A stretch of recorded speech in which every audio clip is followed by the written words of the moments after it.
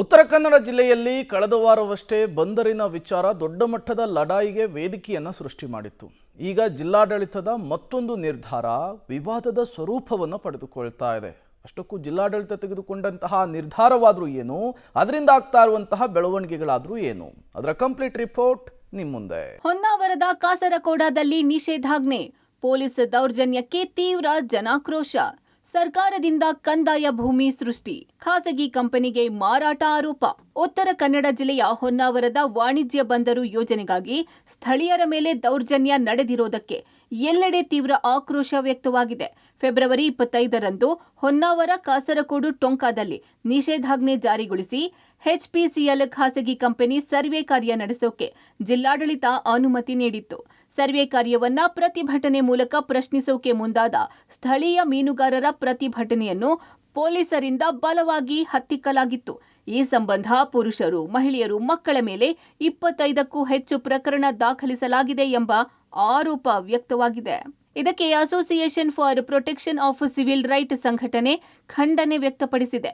ಜನಸಾಮಾನ್ಯರ ಪರವಾಗಿ ಇರಬೇಕಾದ ಸರ್ಕಾರ ಈ ರೀತಿಯಾಗಿ ದೌರ್ಜನ್ಯದ ಮೂಲಕ ಬೀದಿಗೆ ತಳ್ಳುತ್ತಿರುವುದಕ್ಕೆ ಖೇದ ವ್ಯಕ್ತಪಡಿಸಿದೆ.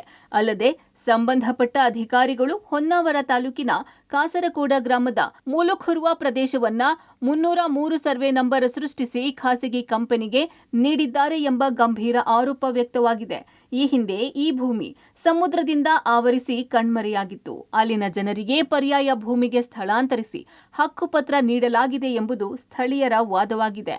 ಬಡ ಮೀನುಗಾರರನ್ನ ಅವರಿಗೆ ಯಾವುದೇ ಮಾಹಿತಿ ಕೊಡದೆ ಅವರ ಜಮೀನಿನ ಸರ್ವೆಗಳನ್ನು ಮಾಡಿದೆ. ಸರ್ಕಾರ ಕಂಪನಿಗಾಗಿ ಕೆಲಸ ಮಾಡುವಂಥ ಮಟ್ಟಿಗೆ ನಿಂತು ಜನರ ಮೇಲೆ ದೌರ್ಜನ್ಯ ಮಾಡಿ ಜೈಲಿಗಟ್ಟಿರೋದಿದೆಯಲ್ಲ, ಅದು ಅತ್ಯಂತ ಅಕ್ಷಮವಾಗಿರುವಂಥದ್ದು. ಜನಪರ ಸರ್ಕಾರ, ಬಡವರ ಸರ್ಕಾರ ಅಂತ ಹೇಳೋ ಡೈಲಾಗ್ಗಳನ್ನ ಇವರು ನಿಲ್ಲಿಸಬೇಕು. ಇವರು ಜನಪರ ಅಲ್ಲ, ಬಡವರ ಪರ ಅಲ್ಲ, ಇವರು ಜನರನ್ನ ದೌರ್ಜನ್ಯ ಮಾಡಿ ಮಾಡ್ತಾರೆ. ಹಿಂದೆ ಸಮುದ್ರದಿಂದ ಆವರಿಸಿದ ಭೂಮಿ ಈಗ ಮತ್ತೆ ಕಾಣುತ್ತಿದೆ. ಹೀಗಾಗಿ ಸಂಬಂಧಪಟ್ಟ ಅಧಿಕಾರಿಗಳು ಅದಕ್ಕೆ ಪ್ರತ್ಯೇಕ ಸರ್ವೆ ನಂಬರ್ ನೀಡಿದ್ದಾರೆ. ಅಲ್ಲದೆ ಸರ್ಕಾರ ಕಾಸರಕೋಡು ಟೊಂಕದ ಗ್ರಾಮದ ಹೆಸರೇ ನಮೂದಿಲ್ಲ.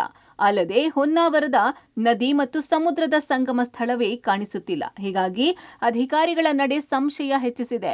ವಿನಾಕಾರಣ ವಾಣಿಜ್ಯ ಬಂದರು ಯೋಜನೆಗಾಗಿ ಅಧಿಕಾರಿಗಳು ಸ್ಥಳೀಯರ ಬದುಕಿನ ಬಗ್ಗೆ ವಿಚಾರ ಮಾಡದೆ ಅನ್ಯಾಯ ಮಾಡುತ್ತಿದ್ದಾರೆ.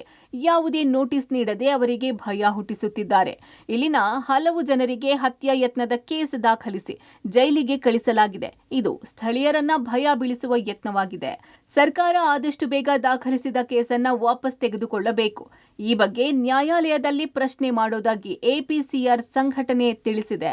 ಈ ಹೊನ್ನಾವರದಲ್ಲಿ ಏನು ಈಗ ಕಾನೂನು ಬಾಹಿರವಾಗಿ ಯಾವುದೇ ರೀತಿಯ ಕ್ರಮದ ಪ್ರಕಾರ, ಕಾನೂನು ಪ್ರಕಾರ ಭೂಮಿಯನ್ನು ಎಕ್ವೈರ್ ಮಾಡಲಿಕ್ಕೆ ಹೊರಟಿದ್ದಾರೋ ಇಲ್ಲಿಯ ಜನ ಎಲ್ಲ ಕಾರವಾರ ಜಿಲ್ಲೆಯ ಅದೇ ರೀತಿಯ ಕರ್ನಾಟಕದ ಇದಕ್ಕಾಗಿ ಹೋರಾಟ ಮಾಡುವಂಥ ಅಗತ್ಯ ಇದೆ ಅನ್ನುವಂಥದ್ದು ನಾವು ಎಲ್ಲರಲ್ಲಿಯೂ ಕರೆ ಮಾಡ್ತಾ ಇದ್ದೇವೆ. ಒಟ್ಟಿನಲ್ಲಿ ಬಡ ಮೀನುಗಾರರು ಇರುವ ಪ್ರದೇಶದಲ್ಲಿ ವಾಣಿಜ್ಯ ಬಂದರು ಮಾಡಲೇಬೇಕೆಂದು ಹಠ ತೊಟ್ಟಿರುವ ಸರ್ಕಾರ ಅವರಿಗೆ ಯಾವುದೇ ಪರ್ಯಾಯ ವ್ಯವಸ್ಥೆ ಮಾಡದೆ ಅತಂತ್ರರನ್ನಾಗಿಸೋಕೆ ಹೊರಟಿರೋದಕ್ಕೆ ತೀವ್ರ ಖಂಡನೆ ವ್ಯಕ್ತವಾಗಿ ನ್ಯಾಯಾಲಯದ ಮೂಲಕ ಹೋರಾಟಕ್ಕೆ ಮೀನುಗಾರರು ಸಜ್ಜಾಗಿದ್ದಾರೆ.